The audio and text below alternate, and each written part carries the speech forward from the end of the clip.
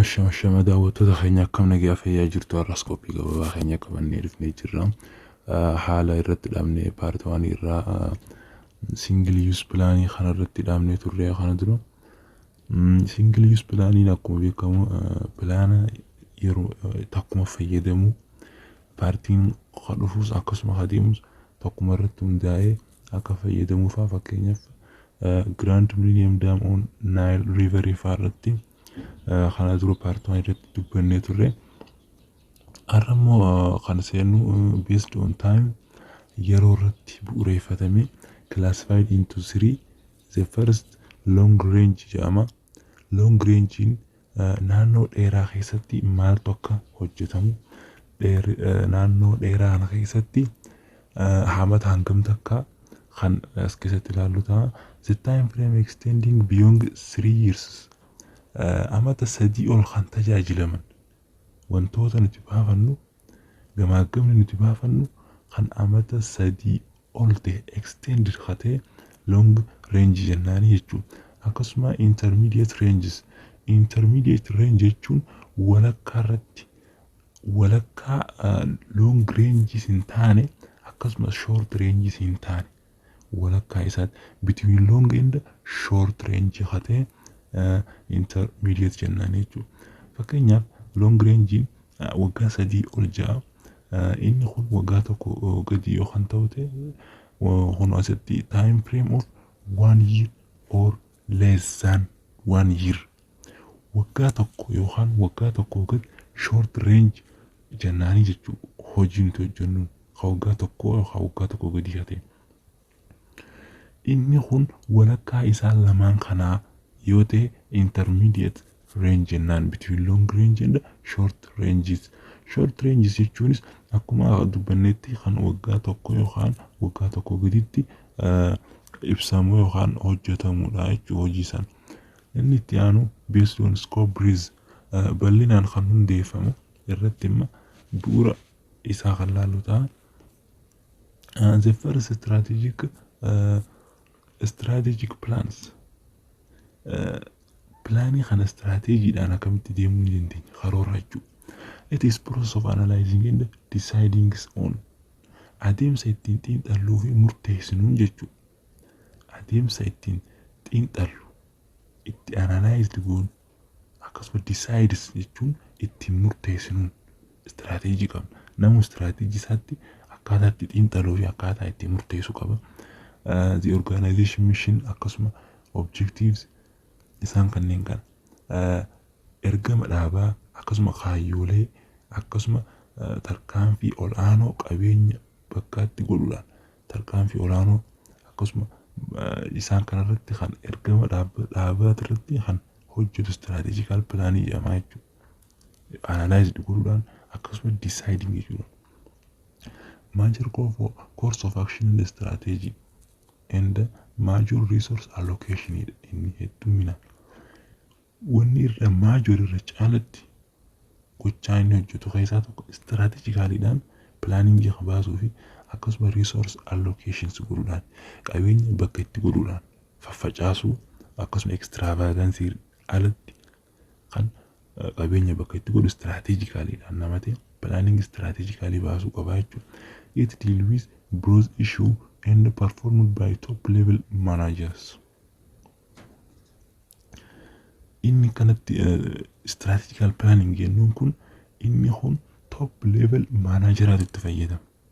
Top hate level sadeen as duratti dubbanne top level middle and lows or the basic is sanirraa inni topidha jechuudha.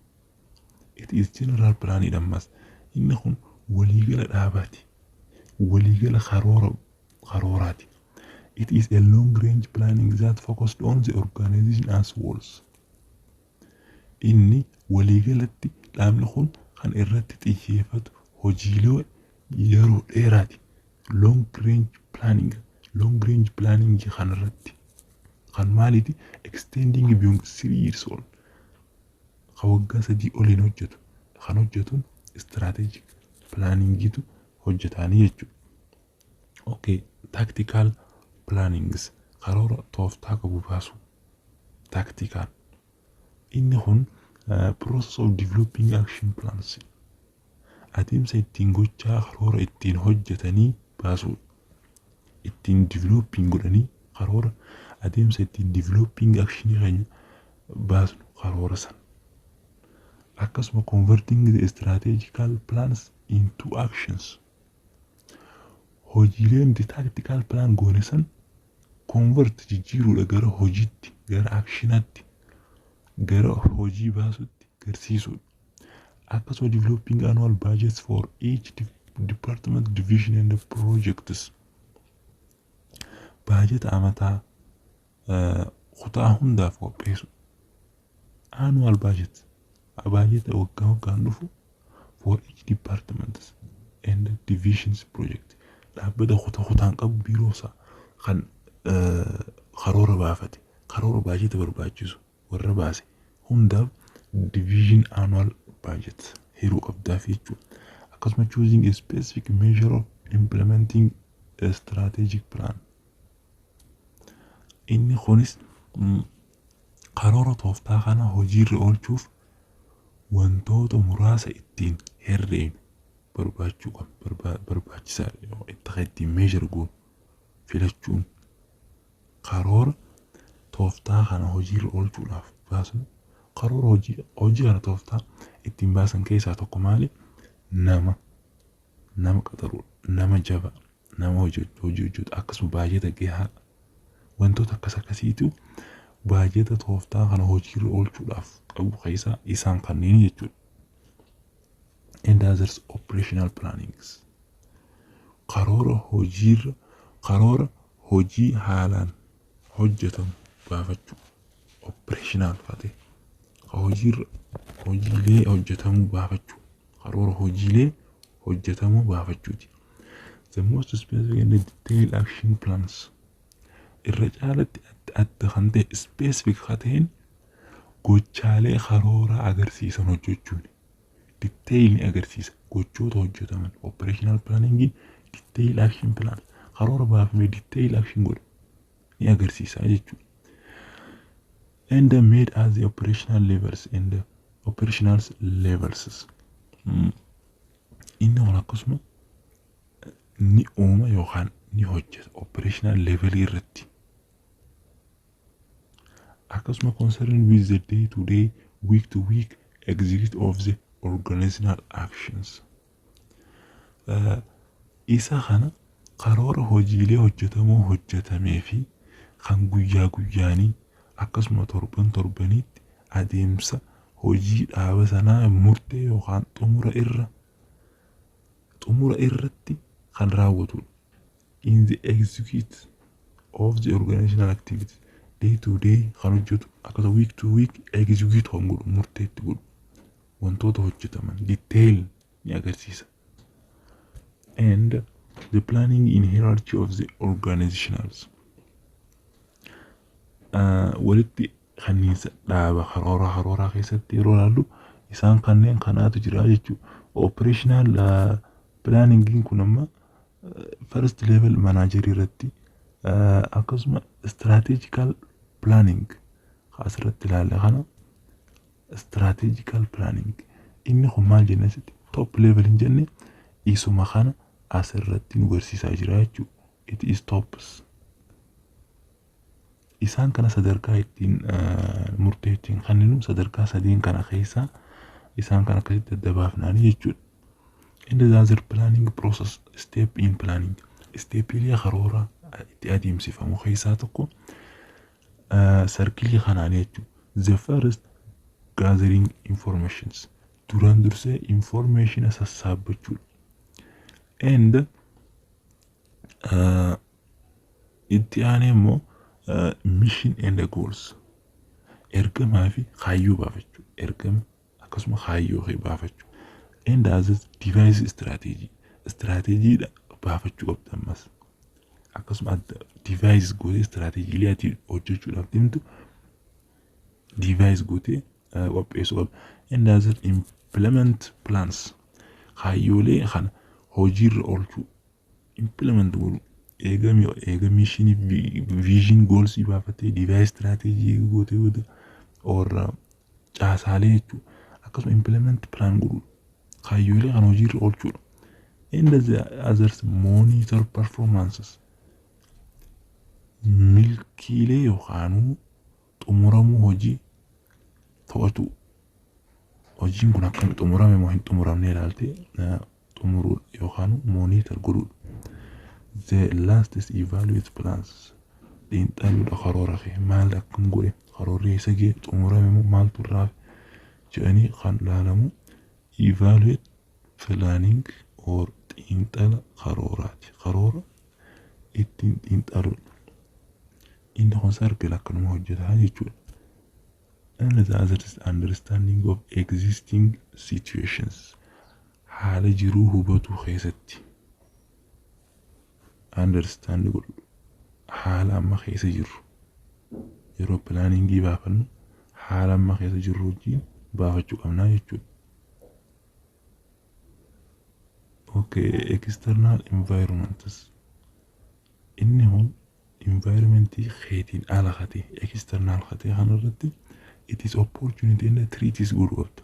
Milkiilee isaatii fi sodaalee kan externalii ta'e jechuudha.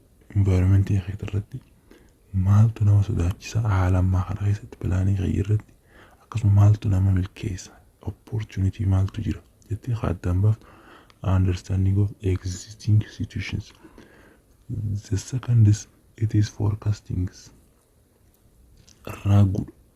Inni kun waan fuulduraa takka raagudha. Milkii osoo hin ta'e uncertainty onnoon. Uncertainty waan ta'eef atis waan ta'uu qabu if duraaf kaayuun yookaan hubachuu yookaan qopheeffachuudha jechuudha. Planning is deciding what is to be done in the futures. Karoora baasuun fuulduraaf waan ta'u akka murteessinuuf nu gargaara. Karoora baasuun done in the futures. Fuulduraaf murteeffachuu waan milkaa'uutiif waan ta'uutiif murteessinaan jechuudha. Planningiin future is full of uncertainty. Wanti fuula duraa waan dhugaa irratti hin hundoofnedha.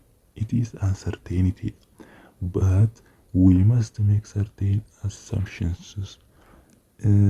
Sababni isaa yookaan kanaafuu garuu wantoota tokko gimmitiin hojjetamuu qabu jechuudha. It is assumptions jechuun tilmaamaan wantoota hojjetamuu qaban fuuldura akkana ta'a. Amma fakkeenyaaf qonnaan bulaa irratti yoo ilaallu ta'e roobni hamaan kana booda yoo dhufu ta'e maaliin godhuu qaba jee assumption tilmaamaan akkamitti akka galaana irraa baasu akkamitti akka biyyeen hin dhiqamne godhu kanneen akkasii kana forecasting godhaa jechuudha. The assumption based on forecast of the futures. Tilmaamni bu'uura ittiin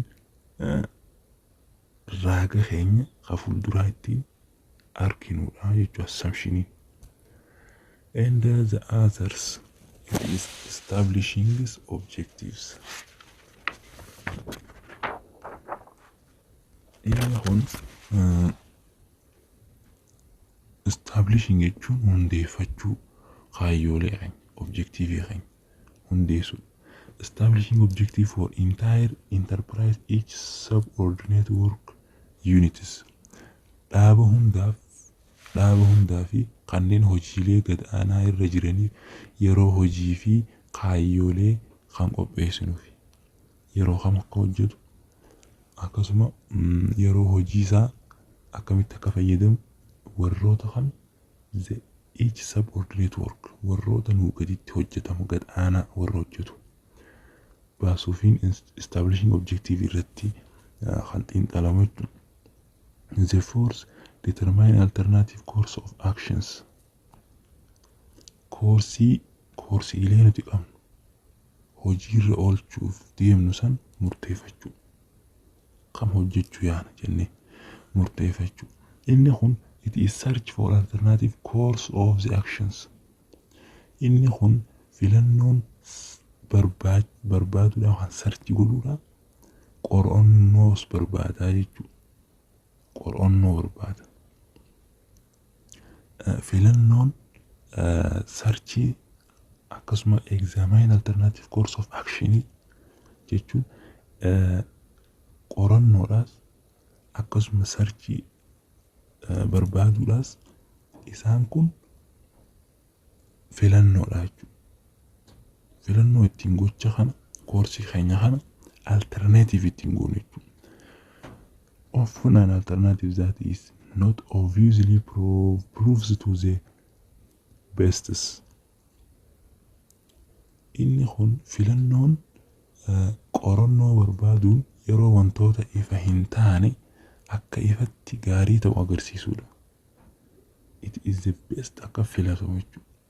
Kan nuuf godhu it is determine alternative course of action dha jechuudha. The fifth evaluating alternative course of actions. Koorsiilee hojiirra oolchuuf deemnu xiinxaluudha. Xiinxala baasuudha. Akkam ta'a kun jennee xiinxala itti godhuu qabnaa jechuudha. The examining alternatives. The firstly. Qorannoo asii gaditti ilaalamu kana isa kanaaf qorannoo asii gadii of qorachuu. Eega xiinxaluu taate maal xiinxaluu qabna? Wantoota asii gadaa kana xiinxaluu qabna. The first, the strength and the weakness points. Jabeenyi keenya maali? Laafinni keenya maali? Koorsiilee hojiirra oolchuuf deemnu keessatti kana xiinxaluu. Maaliin jabaadha? Maaliin laafaadha? Of sirreessuudhaan isa kana xiinxaluudha jechuudha. And the second is evaluate the alternative by the weighting them in light of premise and the goals. Filannoo arganne irra dhaabbannee kaayyoolee fi iddoo deemsa keessa jirru wal madaalchisuu fi akkasuma miizaanu. Filannoo arganne irra dhaabbannee kaayyoolee fi iddoo deemsa keessa jirru maal keessa akka deemu jiru. Milkii keessa moo strongii keessa moo weakii keessa wal madaalchisuu fi miizaanuudha jechuudha. Profitable bu'a qabeessa moo bu'a qabeessummaa akkasuma kaash qabeenya maallaqa payback maallaqa deebi'u akkasuma risk balaa tasaa kanneen kana hunda xiinxaltee qopheeffachuudha jechuudha. Irraa bilisa bahuu wantoota weakness ta'e jalaa bahuu wantoota strongness ta'es itti fufsiisuudhaan haala hunda keessa deemu. And the long range objective versus short range objectives. Long range objective fi short range objective as ture dabarsine isaan lamaan kana wal madaalchisaa deemu. Short range irrattis hojjechaa long range irrattis versus wajjin wal deemsisuudha jechuudha. Versus group. The six selecting course of actions. Koorsii irratti hojjechuuf deemnu filachuu. Koorsii irratti hojjechuudhaaf deemnu filannee adeemsa hojii keessa seenu. The seventh formulating derivative plans. Karoora ittiin jalqabamu qopheeffachuu. Karoora akkamiitiin jalqabuu qabattee qopheeffachuu. Derivative plan are almost invariably requested to support the basic plans.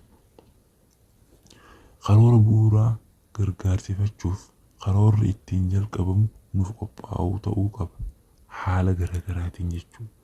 Nuuf support ta'uu qaba, gargaaramuu qaba.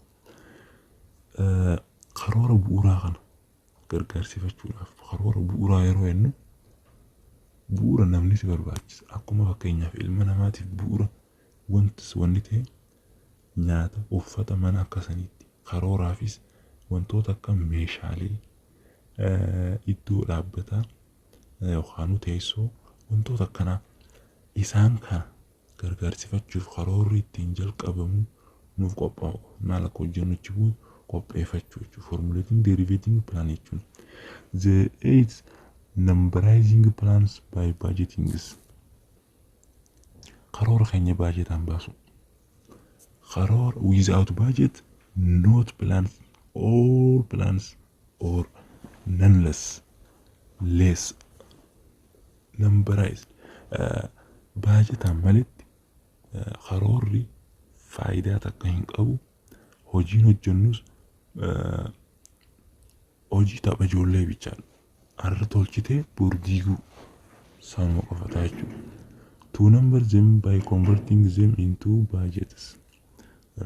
Jechuun isaa amma eega wanta tokko lakkoofsatti yookaan tartiiba isaatti kaayyatee booda gama baajeta kennutti jijjiiruudha jechuudha. Okay, inni sagalaffaa implementing the plans. Karoora hojiin agarsiisu. Karoora nuti baafannee hojiin agarsiisuudha. The manager must decide this issue. Managerri dhimmoota kana sii gaditti ilaallu kana murteessuu qaba. Must decide this issue.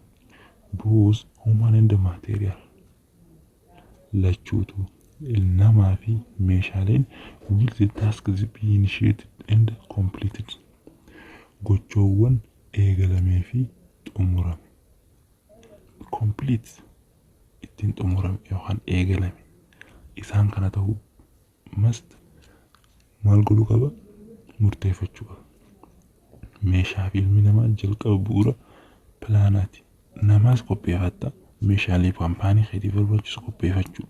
Initiate and complete waan siif godhu jechuudha. And what resource both human and material ammas.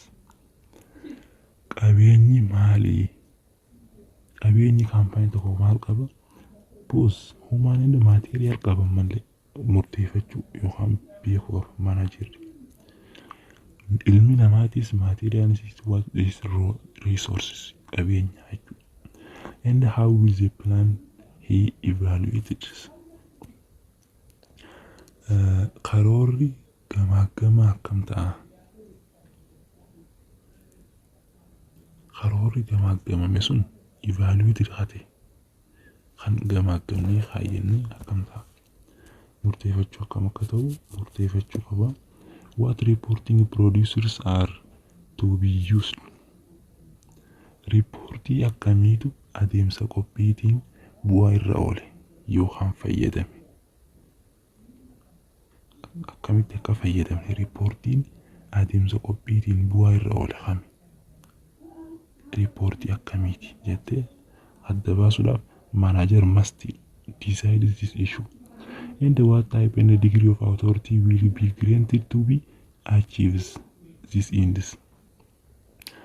Hojiilee hojjetamuuf kan karoorfan hojiilee hojjetamu kan karoora keenya milkeessu namoota akka taayipiin isaa digirii hooggansa digiriiti moo hooggansa akkamiitiitu kennamaaf jettee murteessuun implementing the plan irratti kan hojiin agarsiistudha jechuudha. Wanni ittiin hojii agarsiiftuun isaan kanneen kanaanii jechuudha. The last is controlling and evaluating the result. Pilaanii keessaa kadhumaa bu'aalee gamaagamamee fi bu'aalee ati gamaagamte hunda to'achuu akkasuma gamaagamuu. Monitor the progress that is being made. Wantoota hojjetamaa jiran to'achuu qaba. Monitariin jechuudha. To'achuudha. Wantoota hojjetamaa jiran hordofuu akkasumatti. Evaluate the reporting result ammallee. Reportii godhamee irratti bu'aalee irratti gamaagamuu fi sirreeffame irratti godhu. Reportii kan gamaagamame san resultii fi akkasuma make any modification necessary. Modify yookaan sirreeffama hunda godhu. Wantoota sirreeffamuu qabu. Karoora tokko waggaa 3 dura baafne